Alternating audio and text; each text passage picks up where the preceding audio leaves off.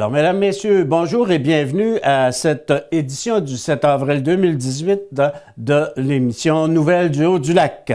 En manchette cette semaine, la route de Vauvert sera reconstruite au coût de 12 millions de dollars.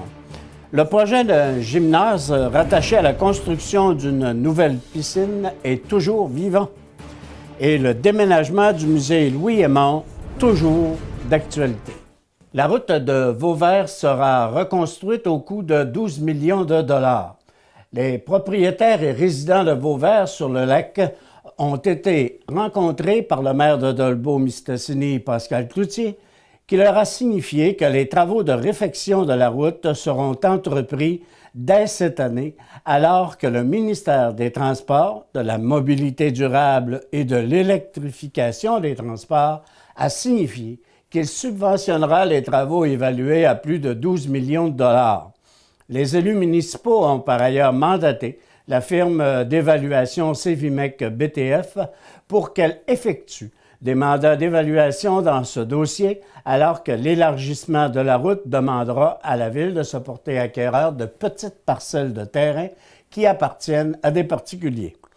Le maire Pascal Cloutier a expliqué ainsi les démarches entreprises auprès du ministère et les conclusions qui en découlent, de même que ce qui adviendra de la demande de céder la route au ministère.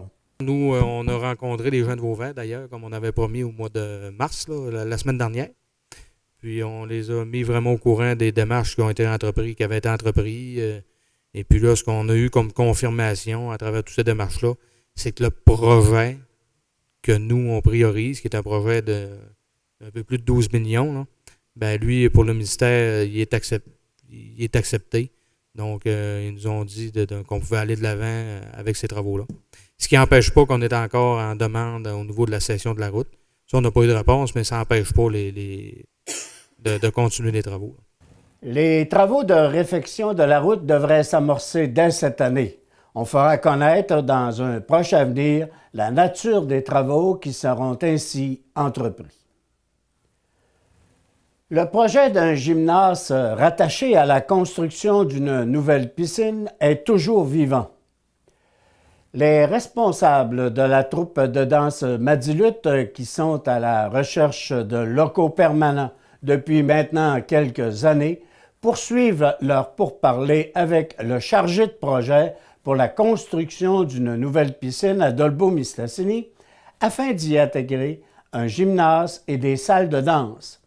La directrice de Madilutte, Sarah Gagné, précise que l'on est présentement à travailler sur ce scénario et à négocier une entente pour l'utilisation de ces locaux pour le développement de l'organisation culturelle et sportive qu'est Madilutte. Sarah Gagné explique ainsi les démarches effectuées et les besoins de la troupe pour de tels équipements. Dans le fond, le projet Aquagym est toujours en évolution. Puis là, présentement, Madilutte, on est en discussion avec le chargé de projet pour évaluer nos besoins là, dans ce nouveau développement. Puis oui, il y a toujours continuité là, que Madilutte sera dans les locaux là, du projet d'Aquagym. Nous, on veut développer, c'est vraiment notre but. On veut aller chercher d'autres sphères un peu, puis développer peut-être le cheerleading en danse, d'offrir des cours différemment. Et plus on va avoir de disponibilité de locaux, plus ça va être facile. Donc, c'est ce que ça va nous offrir, là, cette opportunité-là, d'avoir nos locaux permanents. Nous avons aussi demandé au maire Pascal Cloutier l'état des démarches dans ce projet de doter la ville de Dolbeau-Mistassini d'une nouvelle piscine intérieure, piscine qui devrait être en opération dès 2020 et dont la construction pourrait débuter à l'automne. Présentement, on a un chargé de projet qui travaille sur le dossier. Donc, on a fait des études de sol, on a fait des prélèvements pour voir en réalité où est-ce qu'on était rendu. Est-ce que le sol est correct? Est-ce qu'on peut bâtir sur ce sol-là? Il y a aussi une étude qui est faite versus les installations actuelles, si tout est correct. Mais on sait, et on l'a déjà dit au départ, c'est qu'au niveau du financement, il nous en manque quand même encore un peu. Donc ça, il y a des revendications qui sont faites présentement avec le gouvernement provincial, entre autres, pour faire en sorte d'attacher le financement. Mais il y a aussi, et ça, certaines personnes pourront vous le dire, il y a eu, on a engagé une firme aussi pour aller chercher de l'argent parce qu'on se rappelle que dans le projet, il y a quand même, on estime à peu près au moins 1 million, 1,5 million qu'on devrait aller chercher dans le milieu au niveau de certains commanditaires. Donc, présentement, c'est ce qu'on est en train de faire aussi. Donc, oui, le projet avance, puis on espère vraiment rentrer dans nos échéanciers, mais présentement, on fait des représentations pour ça. Le déménagement du musée Louis-Aymon est toujours d'actualité.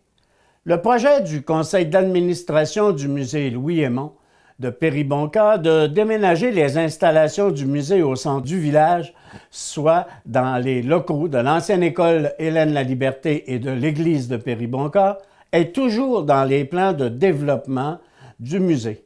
La directrice générale du musée, Mme Guylaine Perron, souligne que l'on est toujours à la recherche de financement pour ce projet et que des rencontres et discussions sont en cours avec les responsables de la culture dans les gouvernements supérieurs, de même qu'auprès de partenaires éventuels.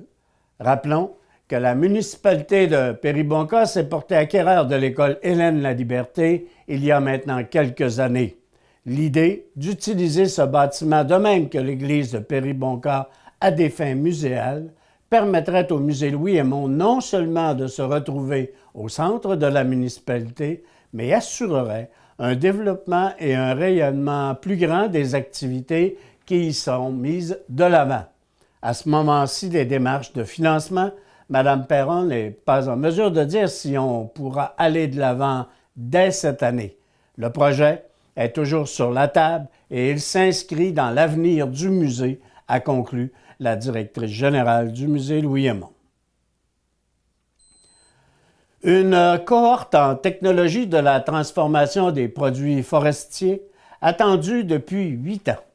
Depuis 2009, faute d'inscriptions suffisantes, le Cégep de Saint-Félicien n'a pas pu mettre de l'avant son programme Technologie de la transformation des produits forestiers sur une base régulière. À l'automne 2018, le Cégep entreprendra le départ d'une nouvelle cohorte alors que le nombre d'inscriptions obtenues justifie le démarrage de la formation pour une période de 3 ans. Par voie de communiqué, la direction de l'institution d'enseignement précise que les étudiants inscrits bénéficieront d'une formation rafraîchie dans le cadre de ce programme. Ainsi, la formule d'enseignement visera à augmenter le nombre d'activités pratiques en usine dès la première année d'études, ce qui permettra de tenir compte davantage de la réalité du domaine de la transformation du bois. Les entreprises du secteur de la transformation du bois accueillent cette nouvelle avec grand enthousiasme. Elles seront des partenaires de choix dans la réalisation d'activités d'apprentissage et d'accueil de stagiaires afin d'assurer une relève qualifiée et engagée, a affirmé Mme Sylvie Prescott, directrice des études au Cégep de Saint-Félicien. Un parc intergénérationnel dans le parc centre-ville de Dolbeau-Mistassini. Les élus municipaux ont accepté le protocole d'entente avec le ministère des Affaires municipales et de l'occupation du territoire afin d'obtenir une aide financière pour la réalisation d'un parc intergénérationnel à même l'aménagement du parc centre-ville situé dans le secteur d'Olbeau. Patrice Bouchard, conseiller au siège numéro 2, a ainsi présenté la résolution et décrit l'aide apportée au projet dont les travaux devraient s'effectuer au cours de l'été. C'est un parc qui, comme le disait M. Cloutier, va être intergénérationnel. Ce qu'il y a de particulier, c'est qu'on s'est qualifié pour une aide financière, si je ne m'abuse, de 14 700, s'appliquant à un coût maximal admissible de 29 400. Et donc, étant donné qu'on a eu la confirmation que nous étions qualifiés pour ça, on est allé en appel d'offres. On a trouvé un fournisseur, Techsport Inc., pour un montant de 23 134. Alors, tout ça pour dire qu'on va avoir un beau parc intergénérationnel aménagé pour pas mal moins cher que le prix initial. Et on doit donc officialiser les protocoles, signer le protocole entre la Ville et le ministère concerné. Une étude pour régler les problèmes des fosses septiques au plateau Saint-Louis. Les élus municipaux ont mandaté la firme Narda Stello pour effectuer une étude qui cherchera des solutions envisageables pour remplacer les installations de traitement des eaux individuelles au plateau Saint-Louis. Le directeur général de la ville de Dolbeau-Mistassini, Frédéric Lemieux, a précisé que des propriétaires qui doivent refaire leurs fosses septiques doivent les reconstruire à un autre endroit sur leur propriété. Les normes en vigueur et les surfaces des terrains situés dans ce secteur font en sorte que la relocalisation de cet équipement sanitaire devient impossible sur certaines propriétés. L'étude qui sera réalisée permettra donc d'identifier des solutions et les coûts de ces dernières, comme l'explique Patrice Bouchard. Le conseil municipal accepte d'octroyer un mandat de gré à gré sur une base horaire dont les taux sont reconnus admissibles par le gouvernement du Québec à la firme Nordastello et son ingénieur Guillaume Massé pour un budget maximal de 21 600 plus taxes, ce qui représente 22 677 taxes nettes.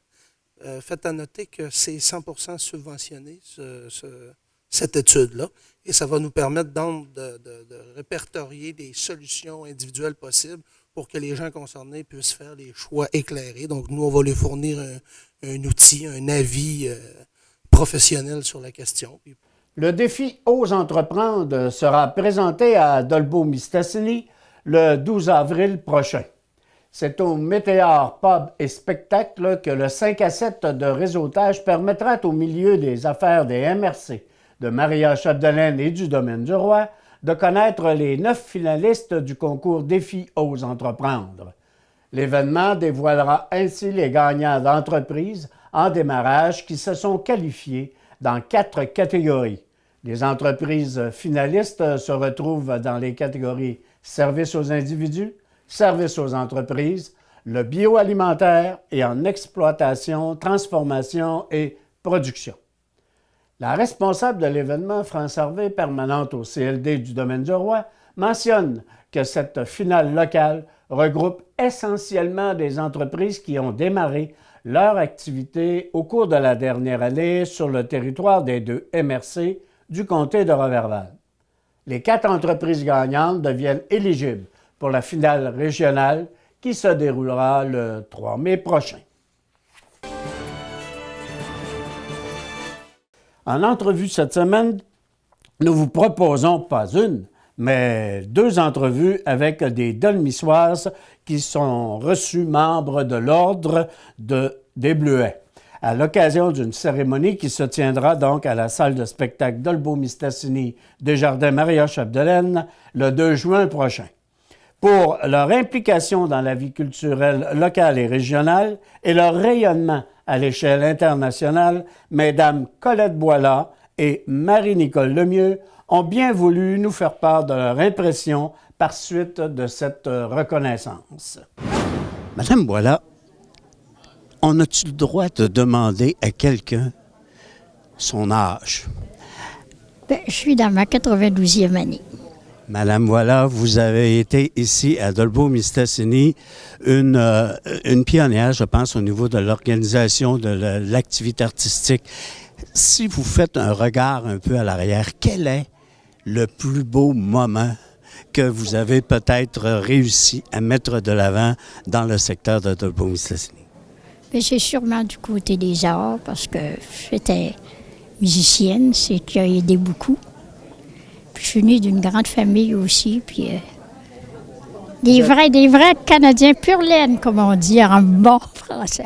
Vous avez été l'artisane aussi de ce qu'on a appelé l'École des arts à Dolbeau-Mistassini. Est-ce que vous pourriez nous redonner un peu quelle était votre motivation lorsque vous avez mis de l'avant ce projet de l'École des arts? Bon, en étant beaucoup dans le domaine artistique, là, puis comme j'avais toujours un bon compagnon, l'abbé Robert Dufour, ça c'était un pionnier. Fait qu'on a toujours réussi ici et là à faire connaître les arts. Et vous avez été aussi, oui, musicienne, oui, directrice au niveau de l'École des arts. Vous avez enseigné les arts, vous avez été aussi metteur en scène. En fait, vous avez touché à toutes les catégories. Je ne dis pas que c'était tout parfait, mais j'essayais tout. Vous avez, au niveau de l'École des arts, j'aimerais ça, si vous pouviez m'indiquer, vous étiez quand même une équipe et d'enseignants. Vous montriez aux jeunes et vous prémontiez aussi des spectacles à ce moment-là. Oh oui, d'ailleurs, j'ai toujours enseigné. Ce qui fait on élargit, hein, puis on connaît beaucoup de gens. Fait, c'est comme ça, encore en parlant, puis de tenter la chance, puis monter des pièces, puis monter des opérettes, puis faire participer le monde. Je me souviens des opérettes. Madame, voilà, à 92 ans, est-ce qu'on trouve encore le temps, non seulement de s'intéresser, mais aussi de faire valoir encore les arts aujourd'hui? Bien, de toute façon, je pratique encore 1 heure par jour, c'est avec mes vieux doigts. Puis, je suis toujours intéressée, naturellement, ça fait partie de ma vie. Hein. Lorsqu'on est venu, vous m'amenez, lorsqu'on a construit la salle de spectacle ici à Dolbeau-Mistassini, déjà vous étiez peut-être un petit peu moins impliqué, mais vous étiez quand même au niveau de cette salle-là quelqu'un qui naturellement la voulait. Oh mon Dieu, on était d'accord, c'était merveilleux. C'est vraiment merveilleux quand on pense que dans le fond du lac Saint-Jean, il faut considérer ça, hein? C'est donc aussi une façon de faire rejaillir l'ensemble de tous les talents que nous avons ici. Oui, oui, oui. Puis c'est vrai qu'il y a beaucoup de talent. Puis les gens sont sympathiques. Il faut nous donner ce qui nous appartient. Vous recevez comment cet hommage-là que l'Ordre du Bleuet vous octroie? Pour vous, ça représente quoi? Une reconnaissance? Oui, ça a un petit côté... je sais pas, sentimental. C'est pas rien qu'une affaire de sport. C'est plus que ça. C'est une affaire de cœur. Merci beaucoup, Madame Voilà. Madame Lemieux, vous venez d'être reçue au niveau de l'Ordre du Bleuet. Naturellement, une première réaction quand on reçoit ce type d'hommage. Bien, quand j'ai eu le téléphone, parce que c'est vrai que, comme Mme Laforge, je disais tout à l'heure dans la conférence de presse, c'est que c'est à l'insu. En tout cas, moi, dans mon cas, c'était à mon insu, donc j'étais même pas au courant. Et donc, quand j'ai eu le téléphone, j'étais très choyée, puis aussi fière, tu sais, l'Ordre du Bleuet. J'en ai ramassé. Puis tu sais, c'est vraiment... Puis ce qui m'a fait encore le plus, le double plaisir, c'est que ça se passe ici, dans la salle Maria-Chapdelaine, Desjardins Maria-Chapdelaine, salle que j'ai parrainée avec Marion Pelchat, et c'est chez moi. À Dolbeau-Mistassini, c'est ici que j'ai commencé à chanter. C'est ici que j'ai commencé à faire mes preuves. C'est ici que les gens me connaissaient. Puis que j'ai poussé la note classique pour la première fois. C'était à l'église à Sainte-Thérèse d'Avila. Je vieillissais, ma voix muette. J'essayais de chanter comme je pouvais en opéra. Puis je me rappelle, il y avait quelqu'un qui était venu, il était dans le chœur à Chicoutimi, qui était venu pour une funéraille, puis s'était tourné, puis il avait dit... « Mais t'as une belle voix, toi? » On peut faire quelque chose. Ben non, c'est ça, il m'avait dit. « Mais t'as une belle voix. » Donc, c'est ça, c'est une fierté, puis une satisfaction aussi que ce soit près ici. Vous venez de relater naturellement un peu vos débuts. Vous avez aussi été beaucoup, et vous avez fait aussi, qu'on le veuille ou non, la renommée de ce qu'on a appelé la chorale de Sœur Clairette. Et ça a été quand même, je pense que vous avez eu l'occasion d'ailleurs de rendre un hommage à cette personne-là qui est décédée maintenant. Votre passage justement à la chorale qu'on appelait, je pense, c'est Joyeux Copains. Joyeux Copains, oui, non, ça a été...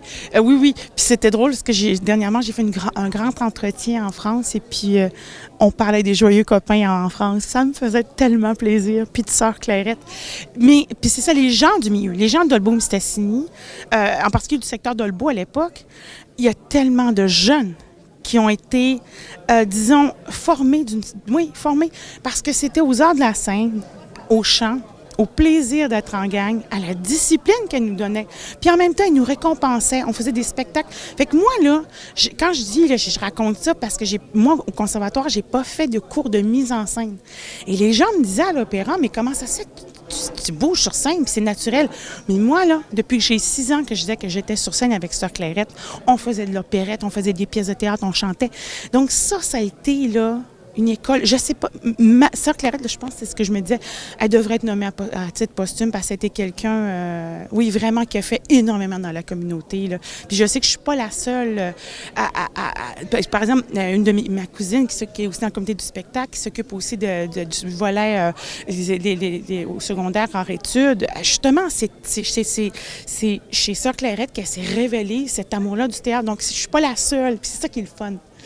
Vous êtes en train de m'amener sur le fait, je faisais une entrevue tout à l'heure avec Mme Boila, où on a eu quand même à Dolbeau-Mistassini, effectivement, des gens qui ont su guider et qui ont su faire en sorte que nous avons maintenant des interprètes de renom qui Je pense aussi que la pépinière était là. C'est sûr qu'à l'époque, les moyens étaient moins grands.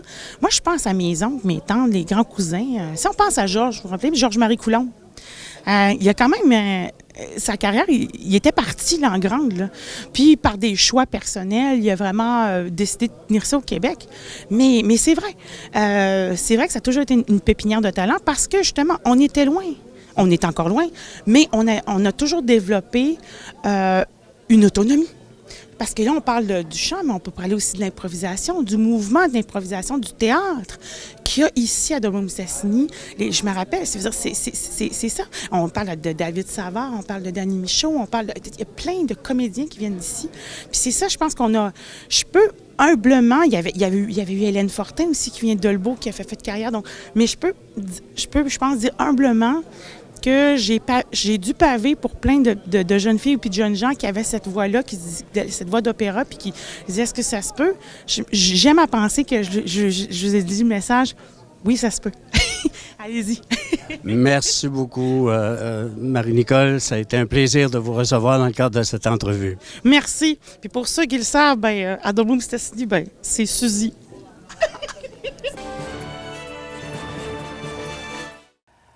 Le Cercle des fermières de Dolbeau tiendra sa réunion mensuelle mardi le 10 avril à 13h30 au sous-sol de l'église Sainte-Thérèse et on fait la bienvenue à toutes.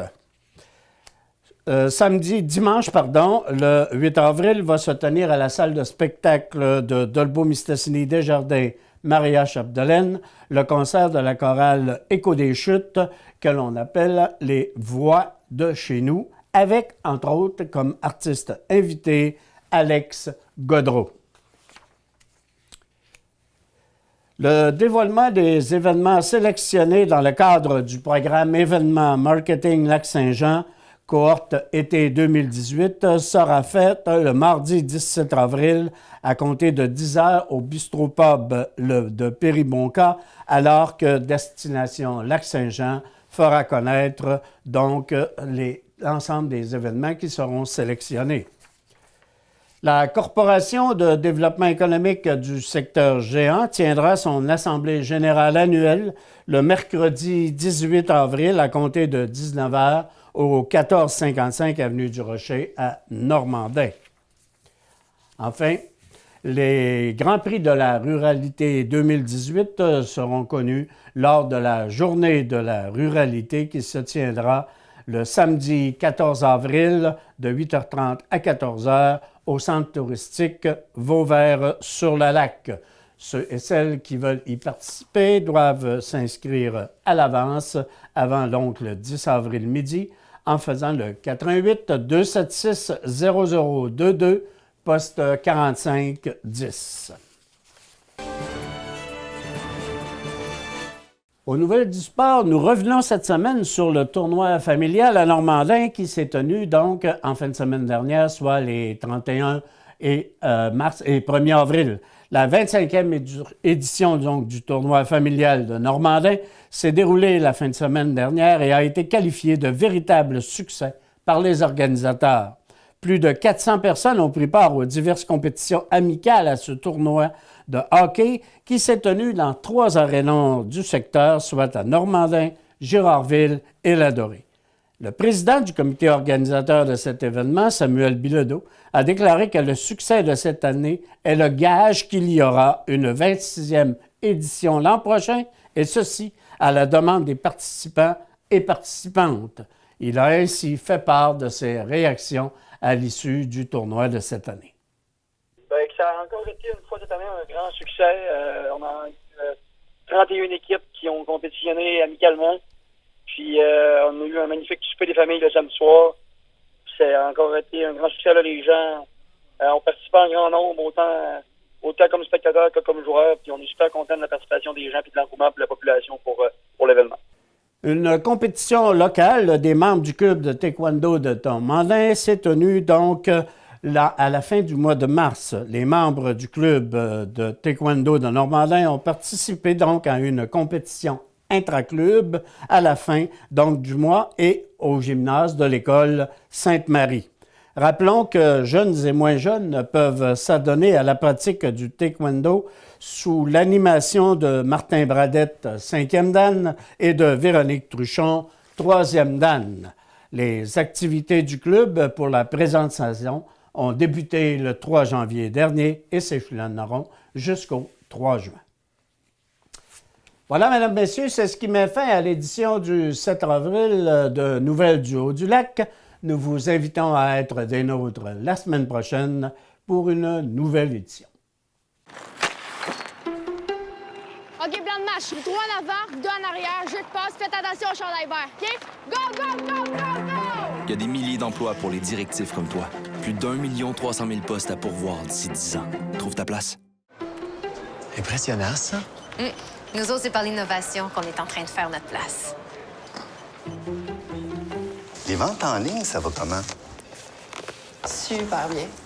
On va engager du monde. Tu travailles dans la région maintenant. Avec ce qui se passe dans le secteur maritime, ça crée de l'emploi. La création d'emplois, l'innovation et le développement des régions au cœur du plan économique du Québec. Je suis arrivée au Québec à l'âge de 5 ans. Mes parents ont fait quand même des sacrifices. On a laissé la famille, on a laissé la carrière, puis on est reparti à zéro. Le parallèle que je peux voir entre mon parcours et le métier que j'aimerais exercer, c'est que l'intégration des immigrants puis leur accueil, pour que ça soit bien fait puis pour qu'ils puissent vraiment se sentir comme chez eux, ça passe par l'emploi.